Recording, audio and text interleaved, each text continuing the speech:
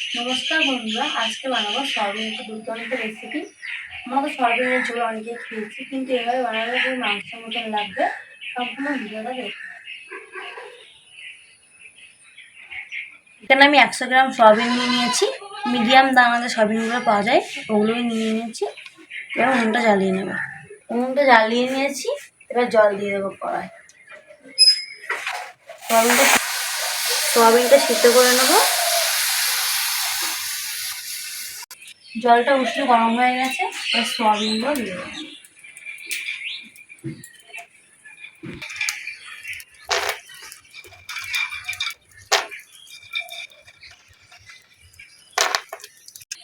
দুটো আলু ছোটো কেটে রেখে দিয়েছি, দিয়ে দেবো। একসাথে সিদ্ধ করে নেবো। 5 মিনিট সয়াবিনটাকে ফুটিয়ে নেবো, ভালো সফট হবে আর খুব ভালো লাগবে খেতে। সয়াবিনটাকে সিদ্ধ করে নিচ্ছি 5 মিনিট, এবার নামিয়ে নেব।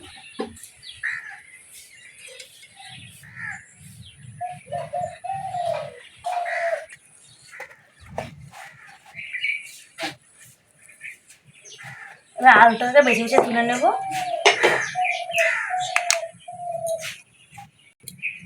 সয়াবিনটাকে ঠান্ডা জল দিয়ে ভালো করে ধুয়ে নেবো 3-4 বার, তাহলে সয়াবিন একটা গন্ধটা চলে যাবে। ভালো করে ধুয়ে নিয়ে নিংড়িয়ে নেব।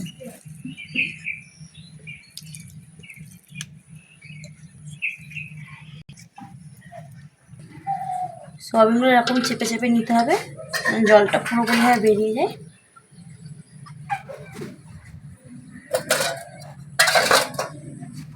সয়াবিনের মধ্যে ছোটো চামচে 1 চামচ নুন দিয়ে দিলাম।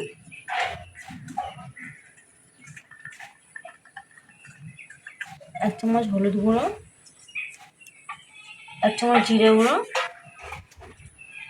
ঝাল লঙ্কার গুঁড়ো দিয়ে দিচ্ছি 1 চামচ, আর ধনিয়া গুঁড়ো 1 চামচ দিয়ে ভালো করে মাখিয়ে নেব।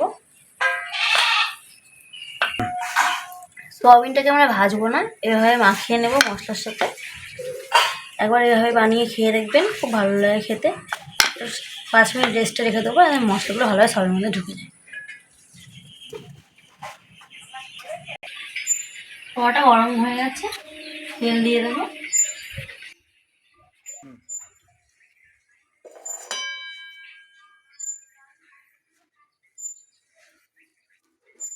একটা তেজপাতা আর গোটা জিরে ফোড়ন দিয়ে দেবো।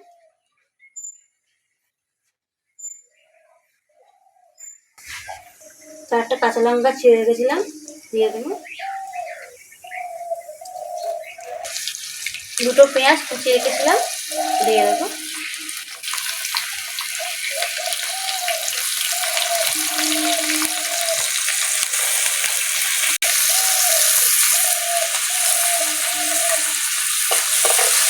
ভালো করে নেড়ে করে ভেজে নেব।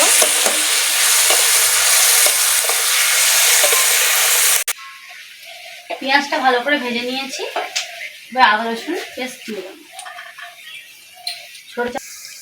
ছোটো চামচে 1 চামচ রসুন বাটা দিয়ে দিলাম। 1 চামচে একটু বেশি আদা বাটা দিয়ে দিলাম।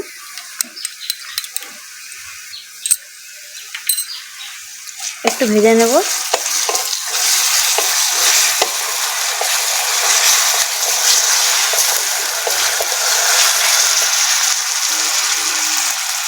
একটা টমেটো কুচি করে রেখেছি, দিয়ে দিলাম।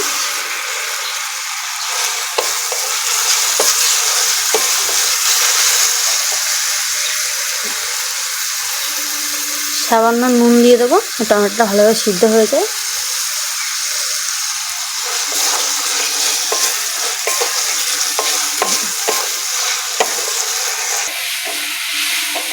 টমেটো আদা রসুনটা ভালো করে ভেজে নিয়েছি।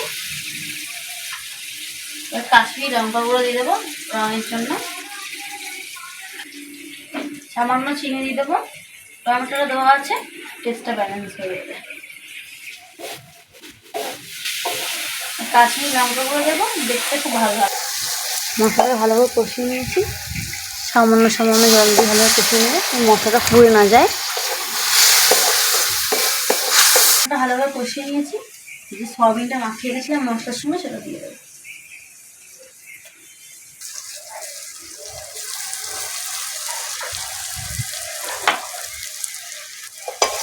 সয়াবিনটা ভালোভাবে কষিয়ে নেবো।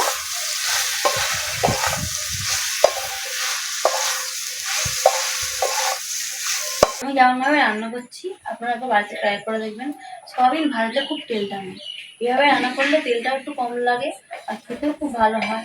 আর যে মাখিয়ে রেখেছিলাম মশলাটা, সে কারণে সয়াবিনের মধ্যে ঝাল নুন খুব ভালোভাবে ঢুকে যায়। এভাবে একবার বাড়িতে অবশ্যই ট্রাই করে দেখবেন। আলুগুলো সিদ্ধ করে রেখেছিলাম, একটা করে সবগুলো ভেঙে নেবো, বেশি ভাঙবো না, হালকা একটু ভাঙা ভাঙা করে নিলেই হবে।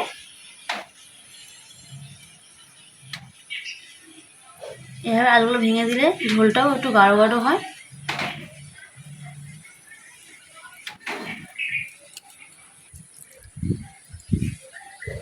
সব আলুগুলো ভেঙে নিয়েছি, এবার সয়াবিনের মধ্যে দিয়ে দেবো।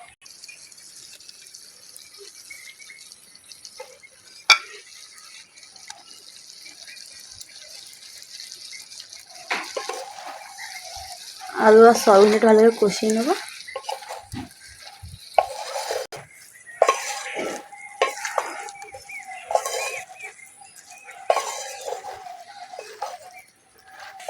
সয়াবিন আর আলুটা ভালোভাবে কষিয়ে নিয়েছি, এবার জল দিয়ে দেবো।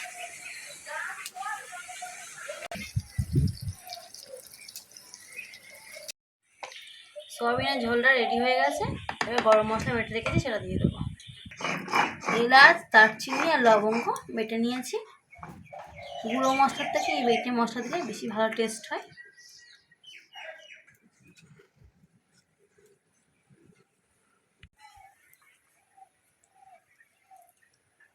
গরম মশলা বাটাটা দিয়ে দেবো, এবার নামিয়ে নেবো।